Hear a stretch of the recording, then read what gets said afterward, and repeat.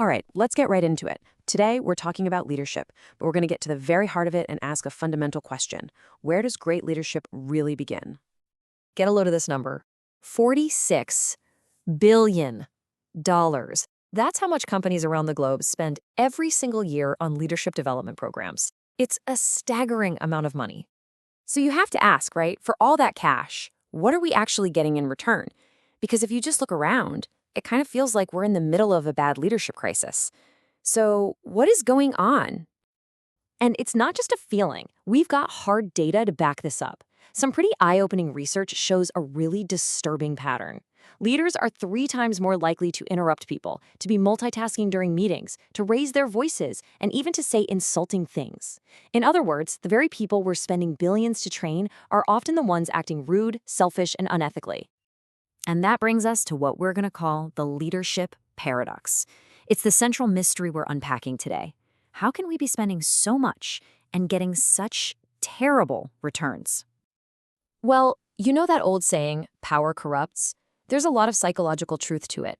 As leaders start to feel more powerful, those kinder, more benevolent qualities, the stuff that made people want to follow them in the first place, they can actually start to fade. They get disconnected. And that in turn disengages the very people they're supposed to be leading. And this is the absolute key to understanding the problem. The entire system for leadership development is broken. Why? Because it starts in completely the wrong place. We're trying to fix all these external behaviors, but we're totally ignoring the internal source. The legendary management guru Peter Drucker absolutely nailed it. He said, "You cannot manage other people unless you manage yourself first." That's it. That's the secret. Real leadership has to start from the inside and work its way out. But here's the problem. Almost all of those expensive training programs have it completely backwards.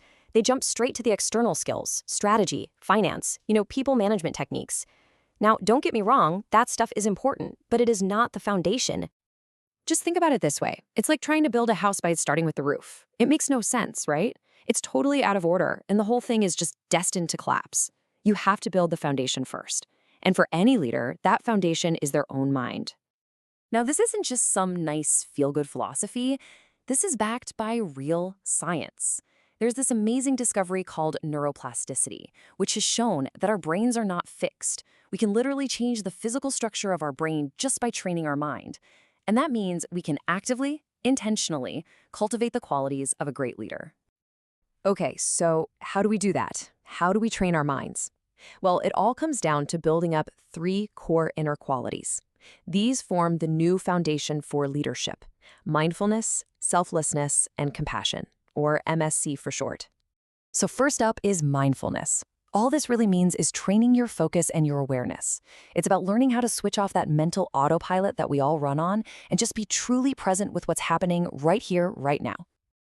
Next up, selflessness. Oh, this one's huge. This is all about managing your ego. It's about getting to that place where you realize leadership isn't about you.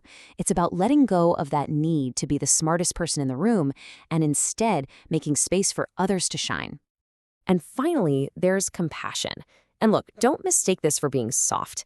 Compassion is about having the courage to genuinely care about your people. It's what gives a leader the strength to create psychological safety, that feeling that allows people to take risks, to fail, and to bring their best ideas to the table without fear. Okay, so those are the 3 pillars, MSC. But what does this actually look like in the real world? Let's take a closer look at selflessness, because it solves a super common and very dangerous leadership problem. So as leaders climb that corporate ladder, something funny starts to happen. They get more and more insulated. They can end up in what's called the CEO bubble. Basically, a little space where they're shielded from what's really going on in their own company. You've seen this, right? You're in a meeting, the boss tells a kind of lame joke, and everyone around the table laughs just a little too hard. Yep, that is the bubble in action. As you get more power, people stop being as honest with you. And the consequences of living inside this bubble are serious. You stop getting that tough, honest feedback that you need to grow. You lose touch with the people on the front lines. You become more narrow-minded. And before you know it, you're just operating in a version of reality that you basically made up yourself. So, how do you pop it? This is where selflessness is your secret weapon. It's the practice of always questioning yourself, your own assumptions. And crucially, it's about having the ego strength to hire people who are smarter than you, and then creating a culture where they actually feel safe enough to challenge you. That is what pops the bubble. And when leaders start by leading themselves in this way, the impact is incredible. It's not just about them becoming better. It's about creating better teams and unlocking truly extraordinary results for the entire organization. The difference is just it's night and day. Traditional leadership is obsessed with external stuff, right? Bonuses, perks. And yeah, those things can work for a little while, but the effect always wears off. MSC leadership, on the other hand, taps into those deep internal drivers we all have, things like meaning and purpose and connection, and that creates engagement that lasts. And this is not just a theory. Look at Antoine Raymond, the CEO of A. Raymond. His whole philosophy is right here. An enterprise is made of people. Everybody counts. Everybody deserves respect. He invested in training his people in this kind of servant leadership, in mindfulness, and he built a culture so strong that his company sailed right through a major financial crisis. So if you take one thing away from this, let it be this shift in perspective. Your greatest leadership challenge, it's not your team. It's not the numbers. It's not the competition. It's your own mind.